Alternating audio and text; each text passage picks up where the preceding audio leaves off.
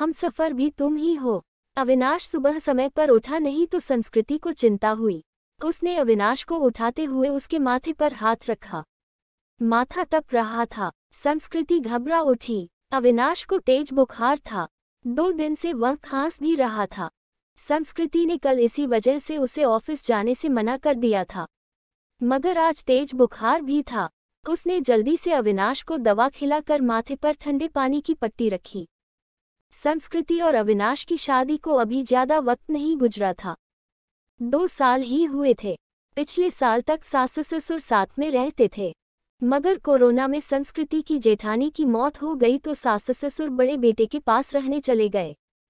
उसके बाद कोरोना का प्रकोप बढ़ता ही गया। पिछले कुछ समय से टीवी चैनल्स पर दिल्ली के अस्पतालों में कोरोना से जूझने वालों की हालत देखकर वह वैसे भी परेशान थी। कहीं वेंटिलेटर नहीं तो कहीं ऑक्सीजन नहीं। मरीजों को अस्पतालों में बेड तक नहीं मिल रहा था। ऐसे में अब उनका क्या होगा, यह सोचकर ही वह कांप उठी। जल्दी से उसने माँ को फोन लगाया। माँ, अविनाश को सुबह से बहुत तेज बुखार है, क्या करूँ? बेटा, यह समय ही बुरा चल रहा है। राजू भी कोरोना पॉजिटिव है, वरना उसे भेज देती। हम खुद उसकी देखभाल में लगे हुए हैं। तू ऐसा कर, जल्दी से डॉक्टर को बुला और दवाएं शुरू कर। हाँ माँ, वह तो करना ही होगा। मेरी सास की भी तबीयत भी सही नहीं चल रही है, वरना जेठ जी को ही बुला लेती। घबरा नहीं बेटी, धैर्य से काम ले, सब ठीक हो जाएगा, माँ ने समझाने का प्रयास किया। संस्कृति ने पति का कोरोना टेस्ट कराया। तब तक फैमिली डॉक्टर से पूछकर दवाएं भी देती रही। इस बीच अविनाश की हालत ज्यादा खराब होने लगी तो वह उसे लेकर अस्पताल भागी। अस्पतालों से निराश लौटने के बाद तीसरे में मुश्किल से बेड का इंतजाम हो सका। सास ससुर और जेठ भी दूसरे शहर में थे सो मदद के लिए आ नहीं सके। वैसे भी दिल्ली में लॉकडाउन लगा हुआ था। रिश्तेदार चाहकर भी उसकी मदद करने नहीं आ सकते थे। आस पड़ोस वालों ने कोरोना के डर से दरवाजे बंद कर लिए। तब संस्कृति ने अपने दोस्तों को फोन लगाया पर सब ने बहाने बना दिए। अकेली संस्कृति पति की सेवा में लगी हुई थी। अस्पताल में मरीजों की लंबी कतारों और मौत के तांडव के बीच किसी तरह संस्कृति खुद को बचाते हुए पति के लिए दौड़भाग करने में लग गई। कभी दवा की पर्ची लेकर भागती तो कभी खाना लेकर, कभी डॉक्टर से गिड़गिड़ाती तो कभी थक हार कर बैठ जाती। उसे कोरोना वार्ड में जाने की इजाजत नहीं थी। बाहर रिसेप्शन में बैठकर ही पति के ठीक होने की कामना करती रहती। उस पर पति की तबीयत अच्छी होने के बजाय बिगड़ती जा रही थी। उस दिन भी डॉक्टर ने पर्ची में कई दवाएं जोड़कर लिखीं। वह दवाएं लेने गई मगर जो सबसे जरूरी दवा थी वही नहीं मिली। अस्पताल में उसका स्टॉक खत्म हो चुका था। अब वह क्या करेगी? बदहवास सी वह अस्पताल के बेंच पर बैठ गई। बगल में ही परेशान सा एक युवक भी बैठा हुआ था। संस्कृति ने उसकी तरफ मुखातिब होकर पूछा, आप बता सकते हैं यह दवा मुझे कहाँ मिलेगी? मैं खुद यह दवा ढूंढ रहा हूँ, आसपास तो मिली नहीं। मेरे दोस्त ने बताया है कि नोएडा में उसकी शॉप है। उसने कुछ दवाएं स्टॉक करके रखी हैं, सो वह मुझे दे देगा। अभी जाने की ही सोच रहा था। पर्ची लाइए, मैं अपने साथ आपके लिए भी दवा ले आता हूँ। बहुत मेहरबानी होगी। सुबह से इसके लिए परेशान हो रही थी। पसीना पोंछते हुए संस्कृति ने कृतज्ञ स्वर में कहा, मेहरबानी की कोई बात नहीं, इंसान ही इंसान के काम आता है। बस इतना शुक्र मनाए कि दवा वहां मिल जाए, कहकर वह चला गया। करीब 2-3 घंटे बाद लौटा तो उसके चेहरे पर परेशानी की लकीरों के बावजूद खुशी थी। यह लीजिए, बड़ी मुश्किल से मिली, मगर मिल गई, यही बहुत है। बहुत बहुत शुक्रिया। कितने की है? संस्कृति का चेहरा भी खिल उठा था। अरे नहीं, पैसे की जरूरत नहीं, आप पहले यह दवा खिलाए मरीज को। उस दिन के बाद से दोनों में बातचीत होने लगी। वह अपने भाई की देखभाल में लगा था और संस्कृति पति के लिए दौड़ भाग कर रही थी। दोनों का दर्द एक सा ही था। संस्कृति जब भी व्यथित होती तो उसके कंधों पर सिर रख कर रो लेती। कोई चीज लानी होती तो प्रतीक लेकर आता, संस्कृति को घर छोड़कर आता। धीरे धीरे तकलीफ के इन दिनों में 2 अजनबी एक बंधन में बंधते जा रहे थे। उनके बीच एक अजीब सा आकर्षण भी था जो दोनों के इस बंधन को और मजबूत बना रहा था। एक दिन अविनाश का ऑक्सीजन लेवल काफी घट गया। अस्पताल में ऑक्सीजन सिलेंडर नहीं था।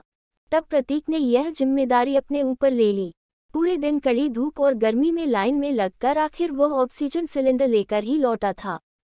उस दिन संस्कृति ने पूछा था, आप मेरे लिए इतना कुछ कर रहे हैं, इतना ख्याल रखते हैं, मगर क्यों?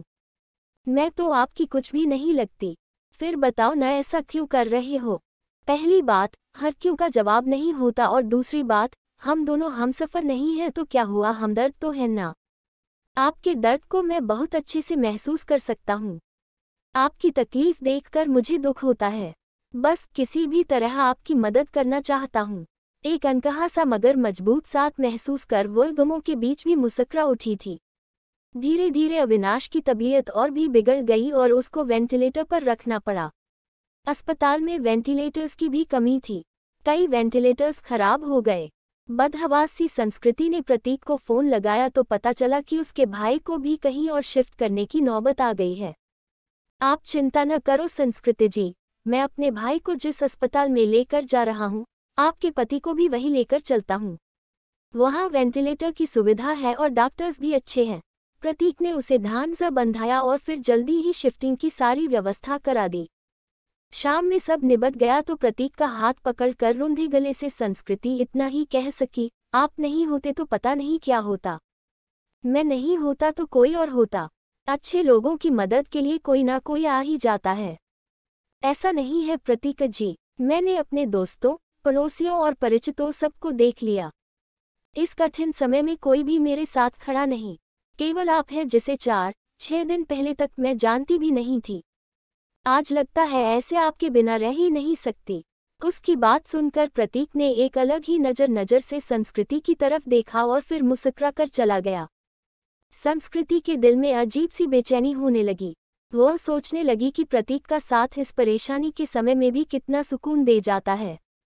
अस्पताल में मरीजों के रिश्तेदारों की भागदौड़ और परेशानियों के बीच भी चंद लम्हे वह केवल प्रतीक के बारे में सोचती रह गई। इसी तरह 2-3 दिन और गुजरे। अविनाश की हालत काफी गंभीर थी। फिर एक दिन सुबह सुबह संस्कृति को सूचना मिली कि उसके पति की मृत्यु हो गई है। एक पल में संस्कृति को लगा जैसे वह अधूरी रह गई। उसका सब कुछ छिन गया है। प्रतीक ने जितना हो सका उसे धैर्य बंधाया। कोरोना की वजह से वह पति के शव को घर भी नहीं ला सकती थी। लॉकडाउन लगा हुआ था, घर वालों का आना भी कठिन था। ऐसे में उसे समझ नहीं आ रहा था कि पति को अंतिम विदाई कैसे दे। इस वक्त भी प्रतीक ही उसके काम आया। मुश्किल की इस घड़ी में सबसे पहले उसने संस्कृति को शांत कराया, फिर उसके पति को शमशान तक ले जाने का सही से इंतजाम कराया। संस्कृति के साथ वह शमशान तक गया, फिर संस्कृति को उसके घर छोड़ने आया। संस्कृति लगातार रो रही थी, उसके हाथ पैर कांप रहे थे। प्रतीक समझ रहा था कि उसकी तबीयत खराब है। वह अकेली है, सो अपने खाने पीने को लेकर लापरवाह रहेगी तो और तबीयत खराब होगी। तब प्रतीक ने हाथ पैर धोकर और कपड़े बदलकर उसकी रसोई में प्रवेश किया और सबसे पहले चाय बनाई। संस्कृति के साथ खुद भी बैठकर उसने चाय पी। फिर संस्कृति को नहाने भेजकर खुद दाल चावल बनाने लगा। संस्कृति को खाना खिलाकर उसके लिए सब्जी, फल, दूध आदि का इंतजाम कर और सांत्वना देकर वह वापस लौट गया। 2-3 दिनों बाद जब संस्कृति थोड़ी सामान्य हुई और पति की मौत के सदमे से उबरी तो उसे प्रतीक की याद आई। प्रतीक उसके लिए अपनों से बढ़कर बन चुका था, मगर उसे पता नहीं था कि वह कहाँ रहता है, क्या जॉब करता है। बस एक फ़ोन नंबर था। उसने फ़ोन मिलाया तो नंबर बंद आ रहा था। संस्कृति घबरा उठी। वह प्रतीक से संपर्क करना चाहती थी मगर ऐसा हो ना सका। 2-3 घंटे वह लगातार फ़ोन ट्राई करती रही मगर फ़ोन बंद ही आ रहा था। अब उससे रहा नहीं गया। कुछ सोचकर वह उसी अस्पताल में पहुंची जहां उसके पति और प्रतीक का भाई एडमिट थे। वह रिसेप्शन एरिया में घूम कर प्रतीक को खोजने लगी क्योंकि अक्सर दोनों वहीं बैठे होते थे। फिर वह उसे खोजती हुई कैंटीन में भी गई। हर तरफ चक्कर लगा लिया मगर प्रतीक कहीं नजर नहीं आ रहा था। थककर वह वापस रिसेप्शन में आकर बैठ गई और सोचने लगी अब क्या करे।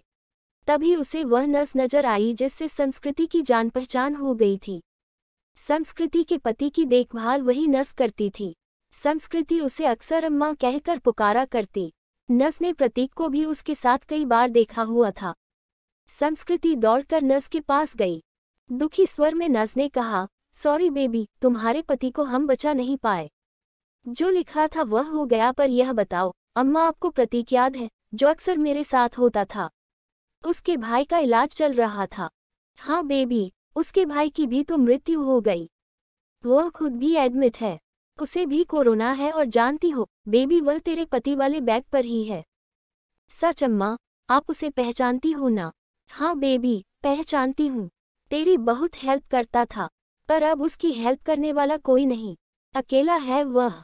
मैं हूँ ना अम्मा, अब उसके लिए किसी भी चीज़ की ज़रूरत पड़े तो मुझे बताना। मैं उसके अटेंडेंट के रूप में अपना नाम लिखवा देती हूँ। ठीक है बेबी, मैं बताती हूँ तुझे। इसके बाद संस्कृति पूरे मन से प्रतीक की सेवा में लग गई। उसके लिए घर का खाना, फल, दवाएं वगैरह लेकर आना, उसकी हर जिम्मेदारी अपने ऊपर लेना, डॉक्टरों से उसकी तबीयत की हर वक्त जानकारी लेते रहना जैसे काम वह पूरे उत्साह से कर रही थी। इस बीच प्रतीक की हालत बिगड़ी और उसे आईसीयू ले जाने की जरूरत पड़ गई। इसके लिए अस्पताल के क्लर्क ने उसके आगे एक फॉर्म बढ़ाया। उसमें मरीज के साथ क्या संबंध है, यह लिखकर हस्ताक्षर करना था। संस्कृति कुछ पलों के लिए सोचती रही कि वह क्या लिखे। फिर उसने उस खाली जगह पर पत्नी लिखकर साइन कर दिया। क्लर्क को कागज थमाकर वह खुद में ही मुस्कुरा उठी। 2-3 दिन आईसीयू में रहकर प्रतीक की हालत में सुधार शुरू हुआ और उसे कोविड वार्ड में वापस शिफ्ट कर दिया गया। 7-8 दिनों तक लगातार सुधार होने और रिपोर्ट नेगेटिव आने के बाद उसे डिस्चार्ज भी कर दिया गया। इतने दिनों तक संस्कृति ने भी अपना खाना पीना और नींद भूल कर दिन रात प्रतीक की सेवा की थी। डिस्चार्ज वाले दिन वह बहुत खुश थी। उसने सीधा अपने घर के लिए कैब बुक किया और प्रतीक ने टोका तो संस्कृति ने थोड़े शरारती अंदाज में जवाब दिया, मैंने फॉर्म में एक जगह यह लिखकर साइन किया है कि मैं तुम्हारी पत्नी हूँ और इसलिए अब मेरा और तुम्हारा घर अलग-अलग नहीं बल्कि एक ही होगा। मगर संस्कृति, लोग क्या कहेंगे? लोगों का क्या है प्रतीक, जब मुझे जरूरत थी तो क्या लोग मेरी मदद के लिए आगे आए थे? नहीं ना, उस वक्त तुमने मेरा साथ दिया। अब मेरी बारी है, इसमें गलत क्या है? तुम थोड़े ठीक हो जाओ, फिर सोचेंगे कि क्या करना है। संस्कृति ने अपना फैसला सुना दिया। करीब 10 दिन संस्कृति ने जी भर कर प्रतीक का ख्याल रखा। हर तरह से उसकी सेहत पहले की तरह बनाने और खुश रखने का प्रयास करती रही। पति ने उसके लिए काफी संपत्ति और गहने भी छोड़े थे। बस एक हमसफर की कमी थी जिसे प्रतीक पूरा कर सकता था। उस दिन शाम में संस्कृति ने प्रतीक के हाथों को थाम कर कहा, जो बात मैंने अनजाने ही उस फॉर्म में लिखा, क्या हम उसे हकीकत का रूप नहीं दे सकते? क्या मैं तुम्हें अपने हमदर्द के साथ साथ एक हमसफर के रूप में भी स्वीकार हूँ? मुझे लगता है संस्कृति की अब यह बात कहना फजूल है। मतलब यह कि तुम ऑलरेडी मेरी हमदर्द और हमसफर बन चुकी हो। हम हमेशा साथ रहेंगे, तुमसे बढ़कर कोई और मेरा ख्याल नहीं रख सकता, कहकर प्रतीक ने संस्कृति को गले से लगा लिया।